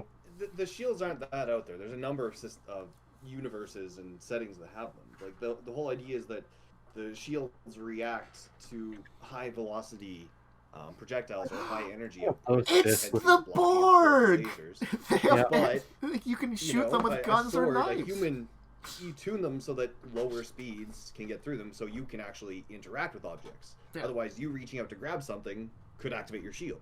Yeah. Hence why melee weapons can get through. Mhm. And it's very common. By the way, chat can't see this, but that GIF is book accurate representation of shields. Ooh, they're so blocky. Yep, They're that is They're book just accurate. cute. They're Minecraft people. you create the Minecraft shield. You have Activate to- Minecraft shield. Yes. You jump to do more damage. Yeah, you have to. Yeah. It's momentum. Yeah, God. yeah. Melee. Well, Yeah, Dune is great. I love it. Modifius is also bringing us another game that is out. The Spy Clue. game. Oh, sorry, not Clue. Clue. Is it literally just titled The Spy Game? Yes. The Spy Yes. Game, 5th edition. But it is for, I think it's for 5e because it's based Oh. on, I think it's their version of what was Spycraft back in the day of 3rd edition. If anybody knows about that. Well, the thing is, 3rd edition, long story short, 3rd edition came out. D20 Modern was an official book based on Yeah. 3rd edition that came out from Wizards. There was another one that came out during that time called Spycraft. Spycraft had some popularity and was kind of interesting because... Well, I recently viewed the Dune Adventures thing. Interesting. I Hmm. wonder when I did that. Oh, 7 minutes ago. The thing is, like, the original Spycraft, there was like an original book which I can't remember. There's a D20 and an OGL based one too. I think OGL is the 2nd edition. I don't know Definitely which looks like it's future sci-fi kind of. it's like near future sci-fi kind of thing. Like, Well, they got guns, Yeah. so Yeah, they got some I think guns. classic they have Spycraft. assault rifles. Classic Spycraft was D20, and Open Game License, which I think is that also D20 technically? Yeah, Open Game License is technically also D20, but Spycraft 2.0 was like had slightly different rules. Like, God, fuck, I forget that they evolved their D20 license over the years that freaking Wizards has, bastards. But anyway, $500 for a gun. Oh shit. But anyway, I feel like this is like taking a lot of, probably it's doing their own thing with it, but it's taking the ideas and concepts that someone was like, hey, we want to do spycraft, but we want to do it in our own way, so it's going to be spy still, and we want to do it in 5th edition, updated for it. This is what we do. Kind of like freaking Dark Matter. I can compare it to like Starfinder. I can compare it to Spelljammer in certain ways. I can compare it to other... Spelljammer. Well... way to just upset all the 5e players who want Spelljammer. Oh. I will continue to upset them until they do it, because I want Spelljammer. No more freaking... They've given me space hippos. I just want them actually in space now. I just want the space hamsters. That's all space I want. Hamsters we want. Giant miniature space hamsters or giant space hamsters? Well, the giant miniature space hamsters are technically just normal-sized hamsters that are bred from giant space hamsters that have been bred to be small, which is this weird thing because someone bred them to be large, and then we're like, no, that's too large. Let's breed them back to being small again. Yeah. Fucking gnomes. Gnomes. Oh, you bred them large the first time. Why did you have to get them small again? In many ways, gnomes are worse than mind flayers. Yes. Yeah, so they're build a spy from rough wilderness explorer to tuxedo charmer and everything in between. It's using 5th edition rules, basically. Villain. I mean, I might want this book just because of the fact that it gives you like weapon damage things of like modern stuff, which is cool. Also, a heavy machine gun is $14,000. Holy crap! Yeah, that's a lot of money. I think that'd be 14 platinum in D&D terminology. Yeah, about that. Which is a lot of money still. Mm-hmm. I mean, like, I look at this and it's like, you know, they probably have like, you know, similar to Dark Matter had. They have a couple extra skills because, like, oh, here, 3 skills from deception, espionage, infiltration, insight, perception, persuasion, sleight of hand, or stealth. Okay, so they have an espionage and infiltration skills now. Yeah, I mean, like, this is like. It's could be James Bond. It could be your various infiltration or stealth. So they're not a rename. Yeah, I'm guessing infiltration involves like a different way of doing things. Like stealth. Maybe that's a computer thing. It could be a computer thing. It could be more like technical breaking in too. Yeah. Like because I'd be interested to see what like the espionage skill would do too and things like that. Yeah, like you know you can stealth, but that's just stealthing. And infiltration could be like, you know, you're opening like locked doors and shit as well. That's just rolling the one thing, maybe. Yeah. Instead of like lockpick, but I mean lockpick. This is interesting. I have no idea. I would love to see the full version when it comes out. Yeah, it's interesting. I think I'm into it mostly because you know it's weapon rules. It's available now. Not that I'm. Cough, cough. Available now from you could buy it now. I don't know when it comes out. Yeah. You get the PDF now. Oh, that's nice. You get the PDF right now. Okay. I think you get the PDF right now. Let you gotta print the books and such. Yeah. That's good that you can get the PDF now. I'm pretty sure you can get the PDF now. I love how it gives me the price in pounds, as in the Great Britain pound, and not U.S. dollars, the country that I live in. That's weird that it gives it to me in that, but maybe it's a British company. Yeah, yes, I think it is. That makes sense then. Yeah. It is $48.07. Very specific number because currency conversions. Yep. But I mean, it's interesting. I think this I think would be really great for short adventures. Yeah. Mm-hmm. I mean, not saying you couldn't do a long one, but I think it would be better as a shorter adventure because with one shots and short adventures you can kind of go crazy and not have it break things too much. Maybe episodic kind of things too, you know, that kind of thing. Where you could still have your same characters, they could advance, but it'd be like, you know, it's like, you know, you have these like short adventure of like this James Bond-esque villain A is doing the world takeover. Oh, he's been defeated. Great. You get to have some off time. But another world-destroying villain is out on the horizon again because they keep showing up because bastards. This one's got a weather dominator instead of like a volcano machine. You know? Oh, not the weather dominator. Look, I'm sorry. I enjoy the concept of the weather dominator, even though it's so stupid. All right, so the next major event in my game is a weather dominator. The weather dominator. Looks like a crab, conveniently. Yeah, I forget. It looks like a what was crab. it? It was G.I. Joe. And was it the movie that they fought for pieces of the weather dominator with I think or something so. stupid like that? I don't know. There was just like the global search for pieces of the weather dom. It was dumb. I remember that, and that's why I remember weather dominator. I'm gonna just leave this horrible revived raccoon monster up. You mean wonderful raccoon monster? The best Yeah. creature. Did we? Umber, did we meme did you enough? see the raccoon monster? No. Share with him let's- the link I'll to share it. the raccoon You know, monster. you really don't have to. There I you appreciate go. Yeah, There you go. No. Oh, there it It's the is. pet revitalization There project. you go. If your pet dies, they can bring it back to some money for you to keep as a pet. This is Ling 2.0. Yeah. This is what happens She before. was- Well, went to unfortunately, I've space. just sworn an oath to destroy any and all undead I encounter. Very sad.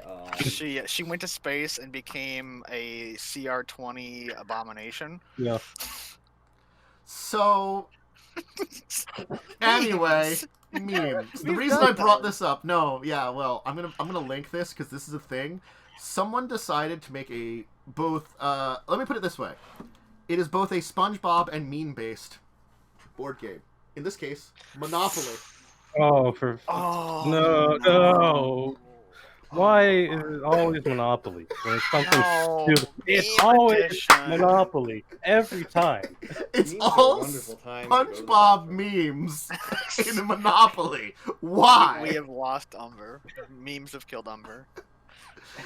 This It is never fails. Every time there's something stupid, it's usually a Monopoly board of some degree. that's why I had to talk about it. I'm like, this is so dumb. This is so dumb. It needs to be like discussed how dumb it is. USAopoly, you've begun like I always talked about how you scrape the bottom of the barrel for like Monopoly editions and other stupid things occasionally. This is very bottom of the barrel, USAopoly. Why have you done this? Like you could have just stuck with the SpongeBob Monopoly. Fine. You had to go meme edition. Meme edition. Uh-huh. Mhm, I mhm. just I mean, why, yeah. I recognize some of these memes, I guess. But I mean, they've I don't- just It's there's pictures you can get on the internet. It's just You pictures. put you them can- on a game board. Yeah. Con- Well, they congrats. did, I think they did It's- that already when they probably already do have a SpongeBob Monopoly. I'm going to say there's a 99% chance they already have a SpongeBob There's Monopoly. a fucking D-Day Monopoly board. There's a SpongeBob. Ooh, that's not a good thing to make Monopoly out of. That's a real Monopoly board. Like, Oh, that's bad. like no, me. no, that is the best thing to make Monopoly out of, because that is the peak example of what Monopoly represents: unfettered capitalism. I don't think World War II is capitalism. I Like- think that's horrible, lots of murder and death. Oh yeah, I you- think- I rolled Omaha Beach. Great granddad died. D-Day doesn't, but Monopoly does. And the idea of Monopoly using a D-Day skin is the peak example of what Monopoly is. I think this harkens back a little bit to a conversation I had with Joe back in the day when USAopoly released 2 specialized Trivial Pursuits. They released a horror Trivial Pursuit. Okay. There's probably plenty of different types of horror movies about it. And then they released a SpongeBob one, too, at the same time. How much Alright. fucking SpongeBob trivia can there be? I mean, How much... SpongeBob's been on for so long. It's been on for so long. It But- shouldn't be. How much trivia can you know about it, and like how much Oh. do you have to be like a file on it to know Oh, about it? Like horror, I give you Horror, there's probably stuff I don't know, but there's probably enough of it out there that I can have a general Trivia Pursuit level of it. But go ahead. Like I'm flabbergasted. Yeah, No, this was the same conversation I had there. It's like, and this is like, you've gone too far. Just stick with the fucking SpongeBob one. Why did it have to be memes? Memes, just because that's what the kids like. Why not do neither? The Gen Z's like is the meme. Because I mean, also, let's be real. There aren't going to be any kids buying this. The people buying this will be grandparents and parents that don't get their kids going. My kid will love this for their birthday and or Christmas, and then it will never be played. No. You like SpongeBob here. It'd also be like teens who enjoy the memes too much or something. Probably. Is there anyone who enjoys memes that much? No, there probably fucking yes. is. There are. Yes, there unfortunately is a market for this garbage. God. I also just hate Monopoly as a board game. It's Grumble. Because it's a bad game. It is one of the worst designed games of all time. Why? To play. Fucking USAopoly. I know it's in your name, but you have way too many monopolies. And they didn't do the SpongeBob one. If there's a SpongeBob one out, they didn't do it. Someone else beat them to it. So they had to make the meme version then. They had to make the meme version. I mean, like, they have weird remakes of classic games from Hasbro because they have a deal with Hasbro, USAopoly does, and some of them are just so fucking weird. Bob's Burger Clue is in this section. Really? Oh. Who murdered Bob at his burger store? The Office Clue. Oh, goody. Golden Girls Trivial Pursuit. Okay, that's another one that I'm also a little bit keep in like. mind, these things exist because there are people who are willing to spend money that they worked for on these pieces of garbage. They went out and said, you know what would really just tie my house together? A steaming pile of crap sitting right in the corner on that shelf. I gotta be honest, one of the things in here that Joe did buy, and I was supportive of it, and that's D&D Clue. Was it the doppelganger or the mimic that killed the man? I wanted to buy the Scooby-Doo Betrayal on House on Hill or whatever the fuck that game's called. Yeah. See, those are more our age bracket. Yeah. So it makes sense that we'd be interested in them. A lot of these other things, we're not the target audience. We're just a bunch of old nerds who are like, rah, darn young villains. I'm gonna go the other side and say I don't fit either group because they're just reskins. You're literally paying more money for a game you probably already have just to say, well, it's the Office Clue. Well, I think at this point, like, everyone owns at least one form of a Monopoly board in the United States. Unfortunately. Yeah. I mean, we probably have Clue and Monopoly, but we have the classic versions. We don't have D&D Clue.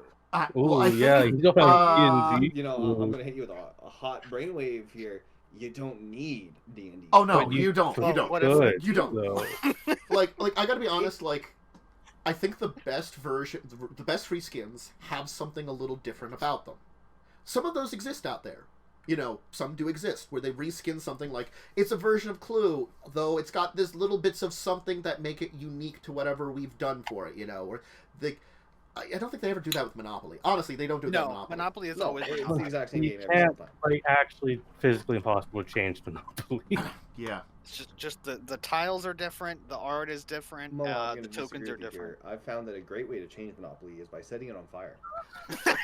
The board changes drastically. It's a great experience. I gotta be honest, like, things like the Trivial Pursuits, at least I can argue for those because they're trivia games based upon a trivia, and if you really like that trivia and have a bunch of friends that really would like that trivia, great!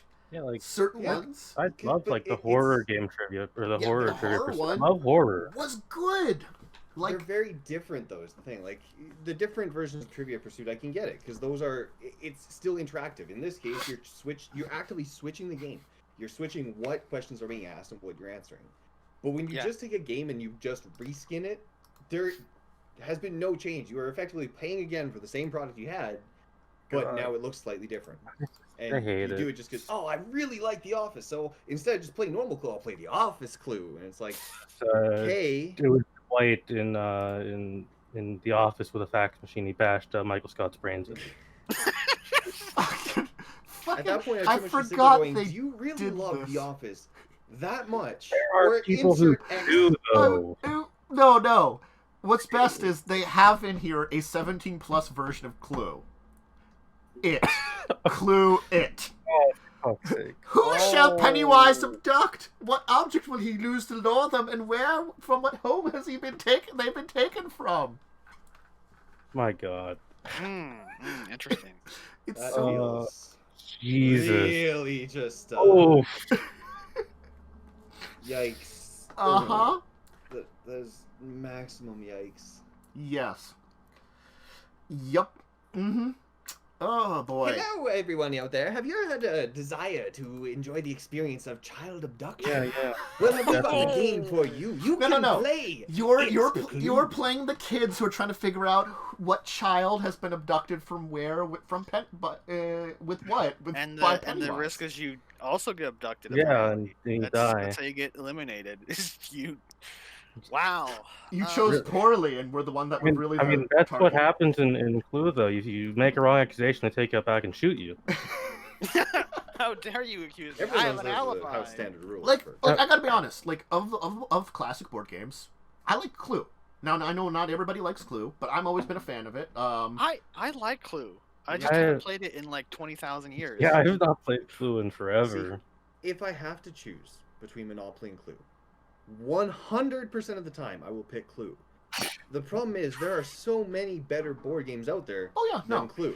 Yeah, but sometimes you just want to the option to pick them, I will pick them every single time. I feel like Clue is like a little bit of like a just like it's not a complex board game. It's a simple, and if you play it with a bunch of friends, it can be fun. You can just kind of have like a silly time of trying to figure it out, and it's got like the basics of what it has as a deduction board game is good. If you want a deduction board game that's relatively simple, Clue, then you can have fun. There are more advanced deduction board games out there for sure, but I also feel like I've played one and I was bad at it. Yeah, the last time I played Clue, we decided to roleplay our characters. Oh no! D&D Clue. Yeah. D&D Clue. All right, no. I am Torg, barbarian of the North. I am here to find out who has murdered Mr. Something brother, Mr. Body. Me, Gothrax the Destroyer. Me and Big Smart Brain. Me will figure out mystery. And it's come full circle. It's come full circle. Remake the Clue movie, but it's D&D. Yes. Gothrax murdered him with the holy Avenger in the cave. Me did not. Me innocent. That man did it. Roll deception.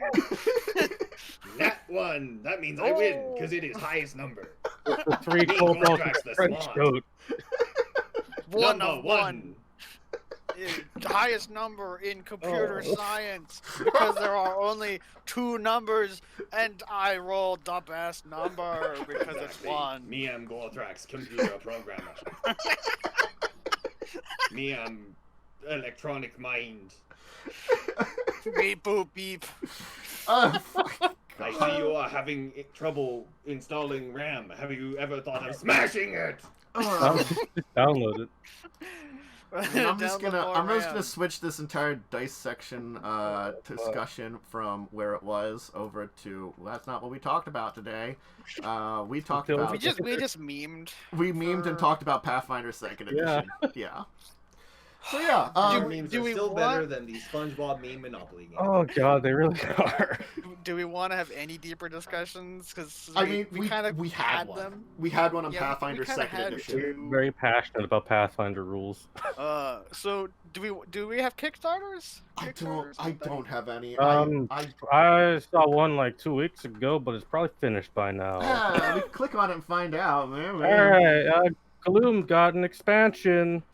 What's that? Gloom is a card game about making a family as miserable as possible, and you win by having the most miserable family. And then they die. die. That sounds awful. Yes. And then they die in the play a end. game based on my life. There's easy ways to do it. In this new expansion, the twist is you get to solve and put together how they died as well. I can paste It's this. a mystery game now.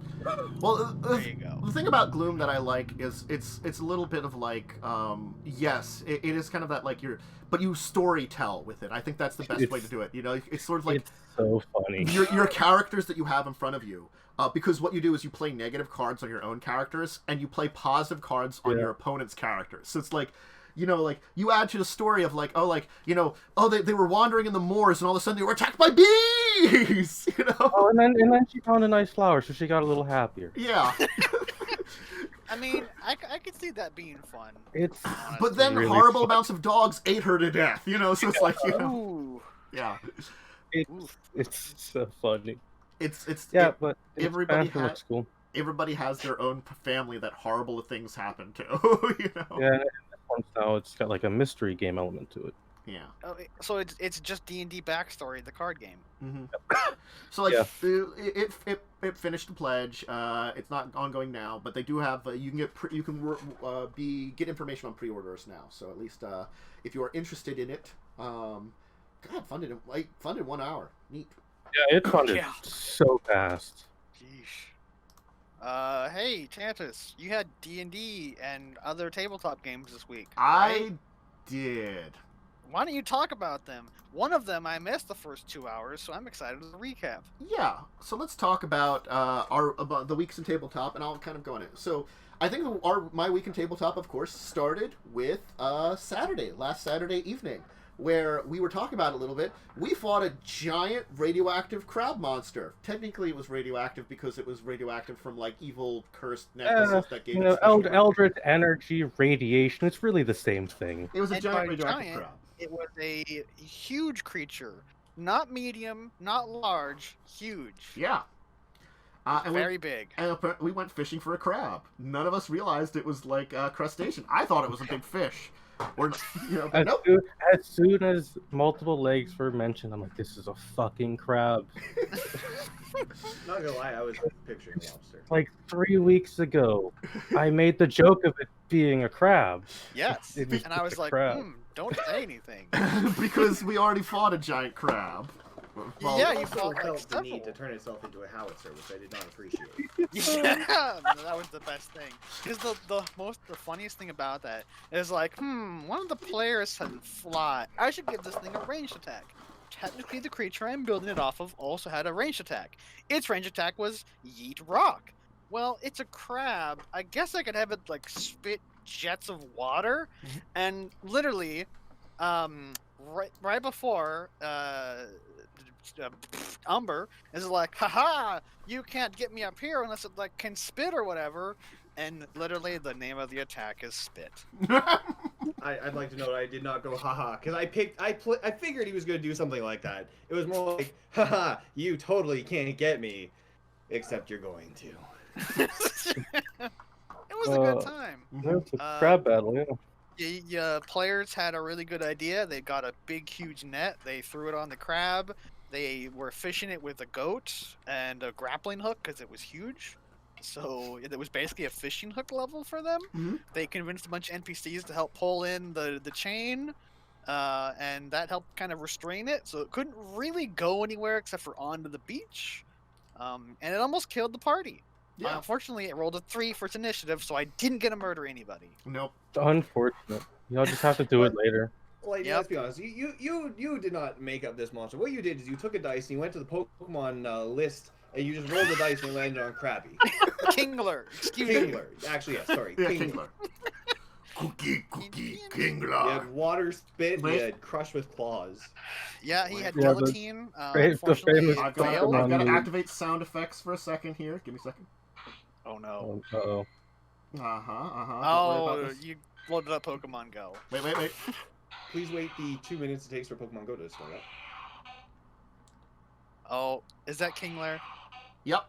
That's his video game sound effect. There you go. Well, that's knowing you all we will be DMCA by Nintendo very quickly. Sound effects for whatever reason. That's why I have sound effects on. Sorry, that's Nintendo knocking on my door.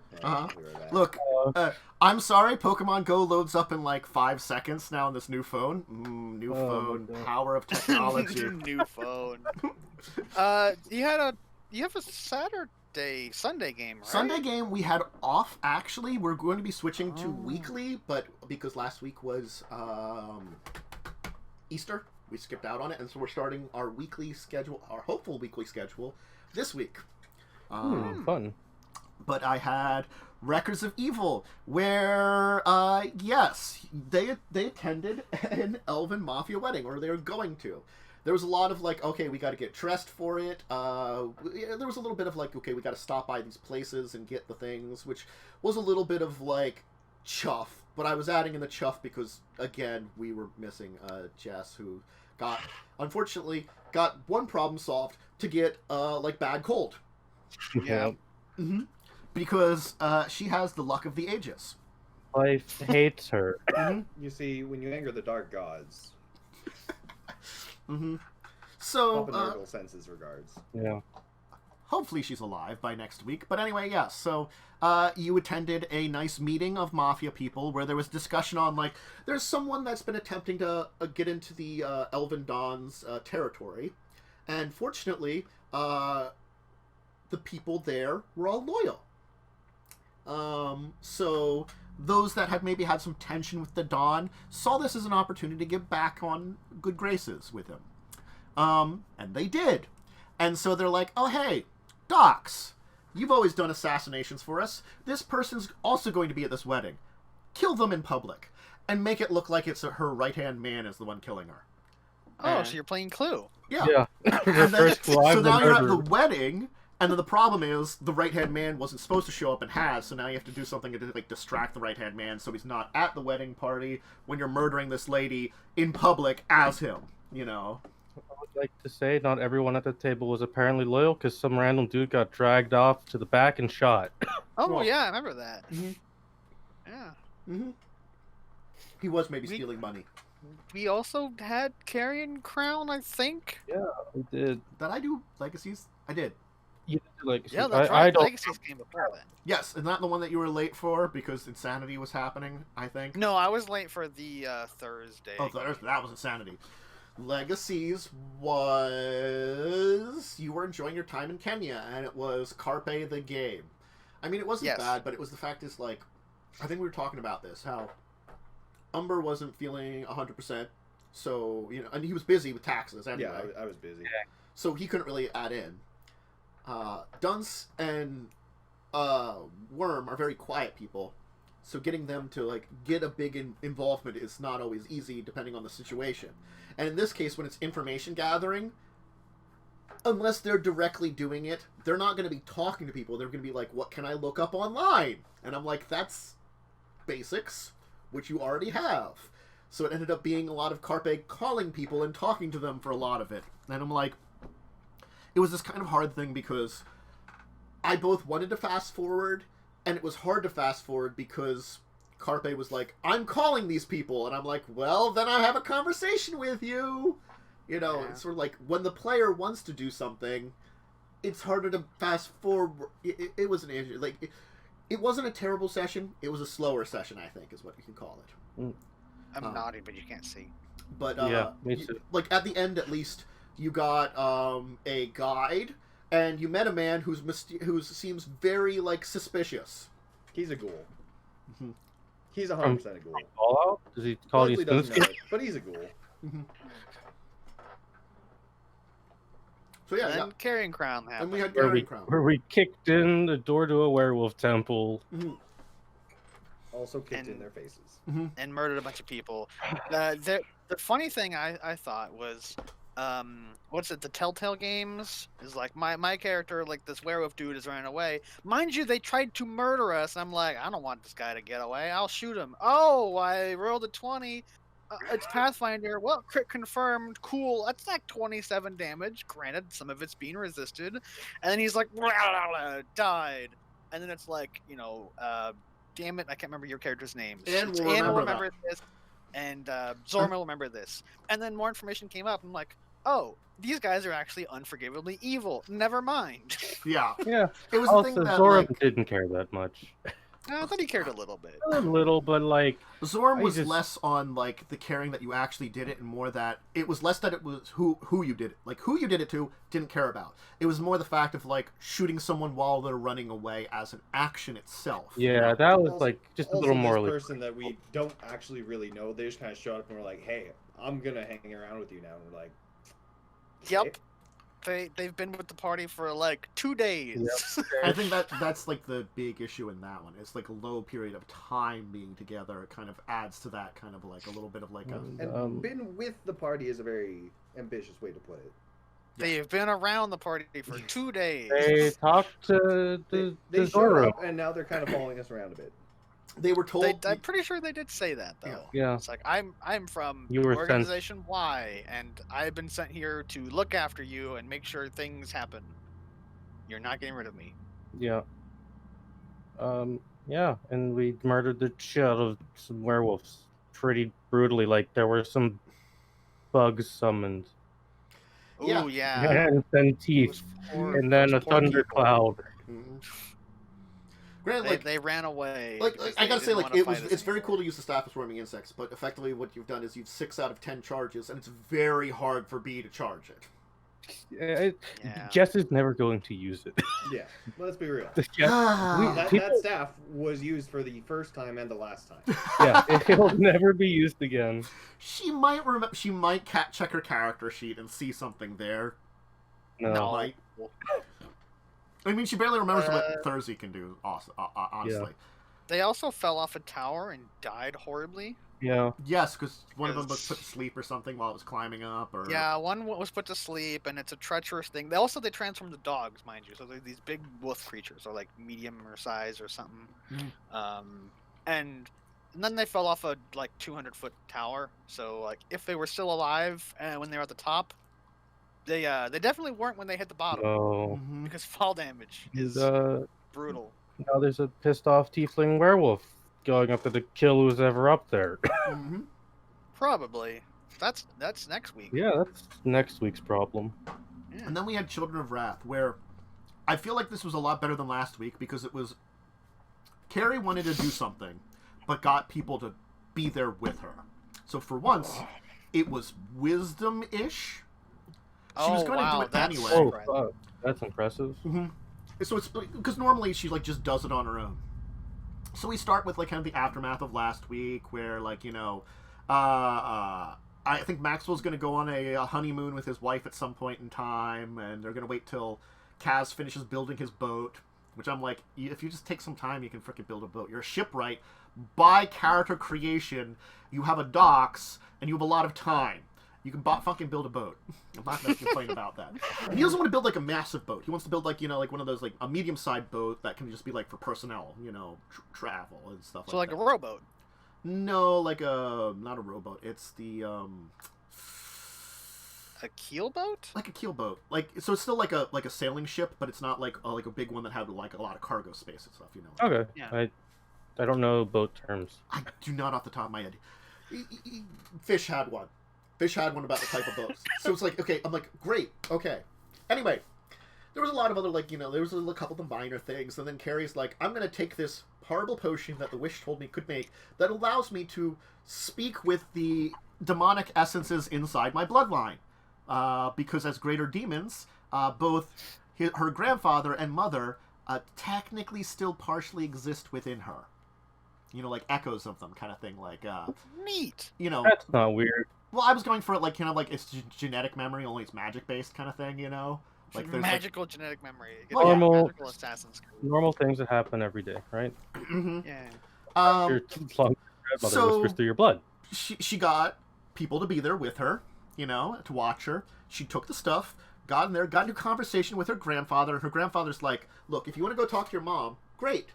I know what you're kind of doing because though I don't actually exist until you're here, I still know what you know. I'm in you, I'm just a shadow of someone who knows he's dead, And he kind of hinted that he could come back because technically speaking, the Black Blade, which stole his soul and destroyed his body because he has a soul-based essence, was destroyed, so there's a possibility of him resurrecting, cough, cough, but that would be on Zendikar. Not Zendikar, Ravnica. But that's a story for a different time. Ravnica. There's a D&D book about that. Though technically, there's also a greater demon that already lives there that could not like that, but that's another thing entirely. Anyway, that's probably something that's never going to come up, or might. I don't know yet. Say that, but I left it as a backstory kind of thing. But she did also learn that she could travel between worlds because greater demons can basically planeswalk by walking through the abyss, which is the horrible, like, shadowy, evil layer of the in-between worlds, where, like, all the negative emotions come from and where demons originate. this is fine. They can go there with blood sacrifice. Doesn't have to be human, but it's gotta be blood sacrifice. And also she had a demon. Children detectives. I gave her the option of goats. She could sacrifice 10 goats to go there. But also... How many children no. detectives would it need to be? 5 children detectives. That might be enough. That equates out to 10 goats about. Mm-hmm. So it's not as easy, but it is a form of planeswalking. But she has to become full demon to do that, and basically embrace her demonic side. She was practicing that by focusing on, oh hey, I've been learning from this witch to manipulate black mana, and 2, hatred for Maxwell because she currently is very angry with him. Yeah. So sort of worked out, became a demon, became one in the real world. Nice. And started basically trying to murder her teammates. And Fine. I basically am like, she's a CR, yes. She is officially greater demon now. The good news is she has very little control over herself. Bad news is she's a monster. And so she began doing things to murder her teammates. And that was a lot of the session. I came in at the hour and 50-minute mark, which was already in the combat, and I'm like, what the heck is going on? Because I left to go be social with family because of family stuff that's going on right now. And then I'm like, I wanted to watch that show. I bet I've missed part of it. Oh, I've missed like 2 hours. What the heck is going on? Oh, it was an interesting thing to come into. There was many pains and ouchies, and a tiny pocket dimension. And Carrie, because I gave her some manipulation black mana to be able to summon some lesser devils and some undead. Summoned basically the only things that could be undead in the area, which is a witch that's been experimenting on small rodents for a long period of time for her various things. Undead swarms. So undead swarms of rats and squirrels. Cool. Nice. Yeah. Did the squirrels, are they gonna Voltron in later episodes? Into a bigger squirrel? Maybe. That's later on. Become large size. That's when Carrie has control over her demon side and wants to murder all her friends and starts summoning giant undead squirrels to murder them. Yeah, that's nice. That's acceptable. When she's corrupted by the horrible amounts of demonic energies that she's tapping into. Yeah, which is just bound to happen, period, just because of the characters. Look, just because I give you the option to planeswalk through using very horrible evil means doesn't mean you should. You've given a super evil corrupting force to a player who's like, yeah, fuck it, why not? I'll become evil. I mean, what is going to happen to that character? I've given evil options to many of them. And most of them have probably taken them. Joe hasn't, actually. Well, remember, Joe has the ability to eat more people and make them part of him. The slime monster that is Joe's character, Claude, has the ability to, like an ooze, consume the living flesh of mortals and also their soul because he's a horrible monstrosity. Yes, He was made to be the ultimate assassin, basically to replace people, forcefully learn all their memories and abilities, and then use them to murder people and sneaking in. Or possibly assimilate the target, so it's just more people to murder more people. Yeah, he's kind of horrible. Kaz can build ridiculous artifacts and technically has remade a powerful golem construct that's on his side, and is planning on rebuilding one of the most fearsome airships ever, the Predator. That's his goal. That's fine, probably. I'm giving him options for that. Kaz is more of a neutral character, if you ask me. Maxwell just does some stuff. Maxwell, I don't know if it's player no sassing on anybody, right? You know how you make your character, how you make a character, or you aren't thinking about something. You're like, I'm gonna do this, and you're like, oh wait, that's dumb. Oh well. He does. Maxwell seems like a hard wisdom dump character. Like, they could be incredibly intelligent, but they probably realistically should have like a 7 in their wisdom from how I've seen the character do things. I don't know if that's the case or not, but It's that's a little how it bit feels of like. it's a little bit of probably should have a low wisdom, and a little bit of Lee doesn't always remember everything he can do or what his things do. I feel Which like is fair. Lee should have not been a spellcaster. It would have been easier on him.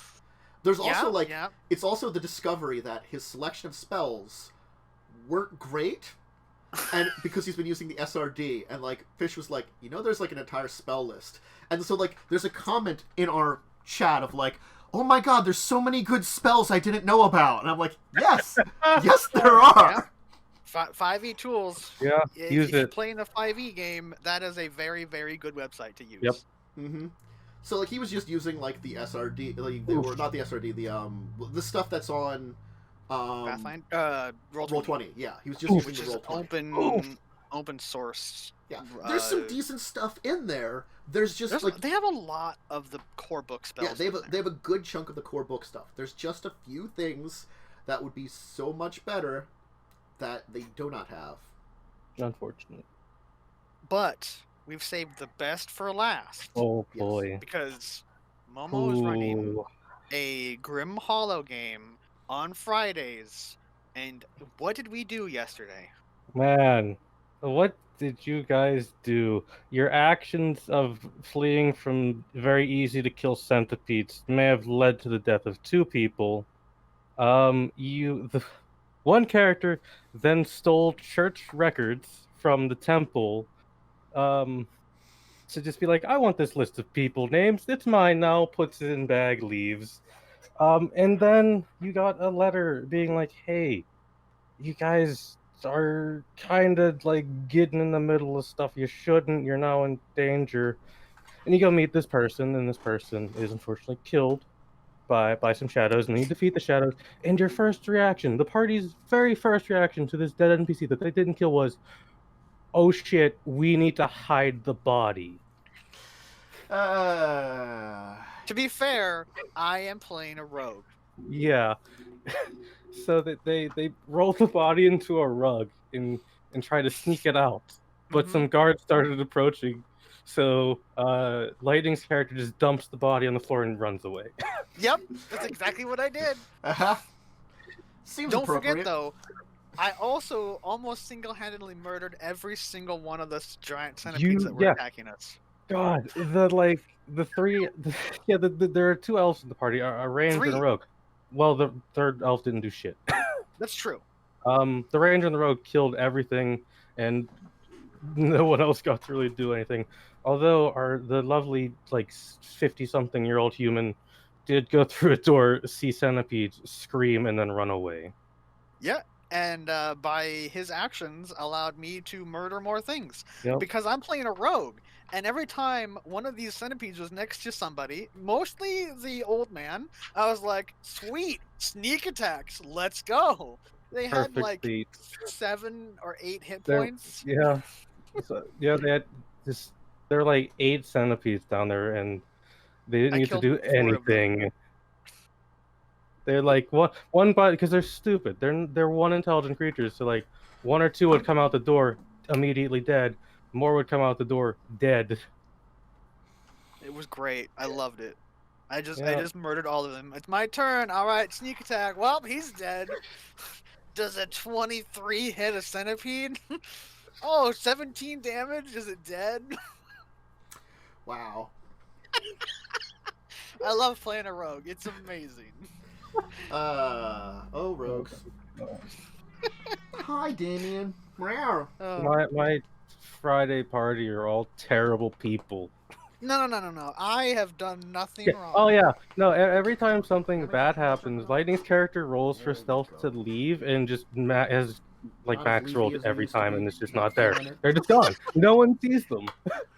Yeah, we were going across the Not street, feeling as leapy. and it's like, should we sneak? And I'm like, sure, why not? Nat 20, so I got a 28 stealth check to sneak across the street. No one else rolled above like an 8.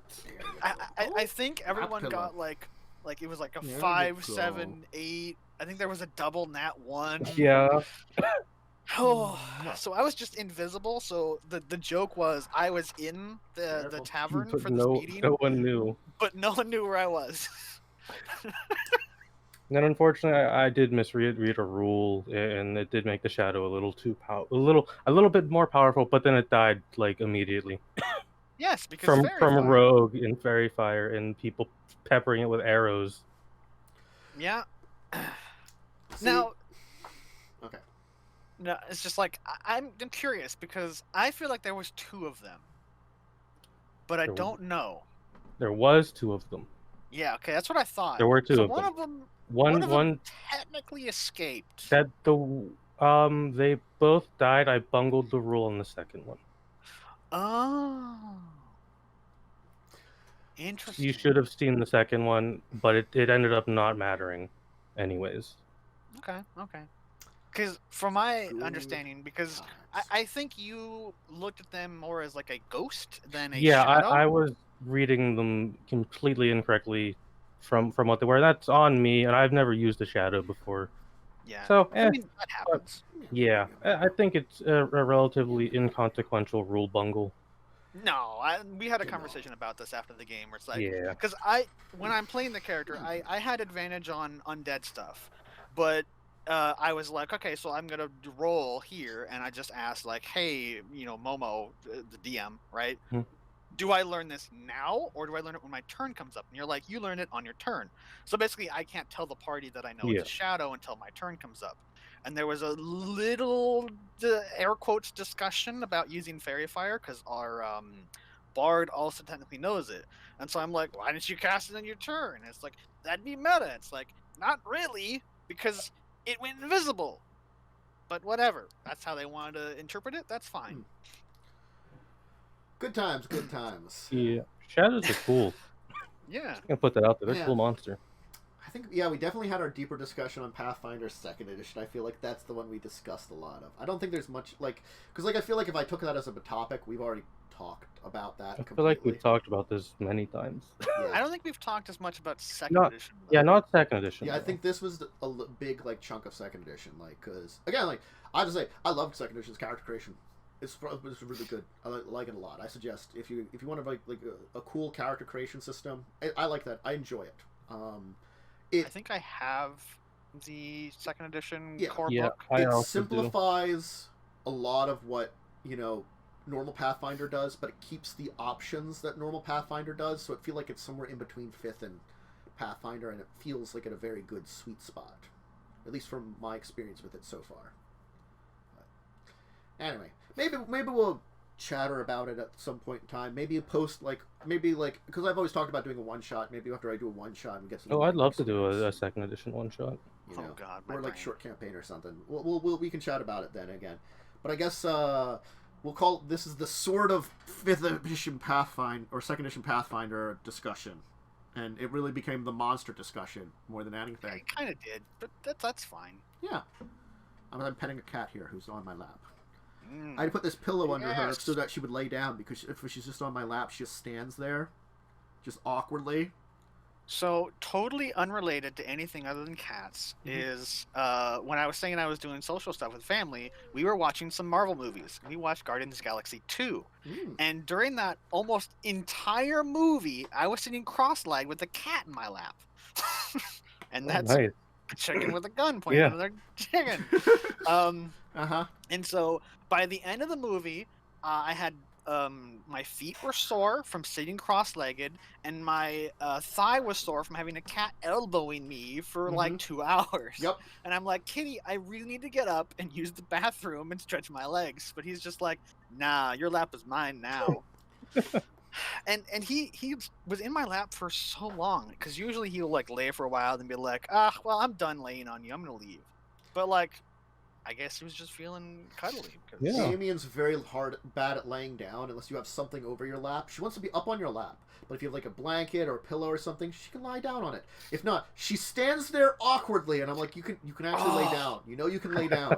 Oh, So that it's like- hurts so much. Yeah, so it's When just there's like a the cat- 4 cat? points. It's just the 4 Yes. points sticking into you, like like it's just like yes, you're concentrating your weight on 4 points on me. It is not comfortable. You might only weigh you might not weigh a lot, but it's still annoying. Yeah. Our cat will lean all of his body weight onto like one leg usually. So like there's 4 little feet on you, but one of them is really painful. You know what can be painful is this cat here on my lap will, like, if I'm laying down in my bed sometimes, she'll kind of wander up and get under my arm and put 2 paws right here and just lean right into here. Just lean right to the spot right here and just try to get it sore. And I'm just like, why are you doing this? You don't have to have your paws up on me. You can just be snuggled up next to me. So yeah, that's our show for today. Yeah. I feel like Yes, I'm it kind of an definitely is. arbiter on somebody else's channel. I mean, I was going to say that, but you beat me to it. As I'm petting this cat. I'm distracted by petting a cat anyway today. Yeah, it's fine. So I'm gonna end the Tantus show. I'm one of Hey. the co-hosts here. And... I'm ending the Tantus show. Thank you very much. Anyway, we're gonna head out. I might be streaming tomorrow in the afternoon for some kind of gaming stream. I don't know. I'll have to see what's going on with my schedule. I have a couple things to do Sunday. If I do, maybe I'll do a couch co-op, and some of these people might show up to chat while I'm doing Stardew. I'll see what's going on with that. Seeing that perfection. Hopefully, we'll be getting it. Like, it shouldn't be too much longer. Through the time I played, I got like 1.5 to 2 million gold or money or whatever the hell it is. You have so much money in that game. I still need a lot more. I mean, So ridiculous. I'm making progress. It's not slow progress, but the thing is, it's like, even if I'm making like 2 million in a week, it's like I haven't set up everything for maximum efficiency. Like, there's probably a lot of like more efficient ways I could have done a lot of these things. Because I've looked into like a couple of ways, and also like a lot of the most efficient ways take advantage of the artisan good bonus. Yeah, and you don't have that, which sucks for I you. don't. When you start getting into the really high value items, artisan is The better so good. Yeah. I mean, even if you're just doing jellies and stuff, I mean, you start using like strawberries. Okay, a strawberry is like 120. Well, now you double that, and then you add 50, and then 40% more of that.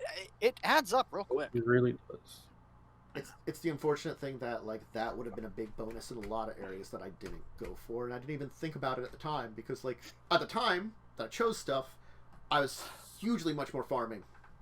I feel like in the current version of Stardew, you might be able to respec. You might be able to I don't respec. know. I think there I might say there be is. a shrine for it, but Is it witch related? Do it you might be- sacrifice? it might be in the sewer. Because there's like a statue in the sewer you can do something with.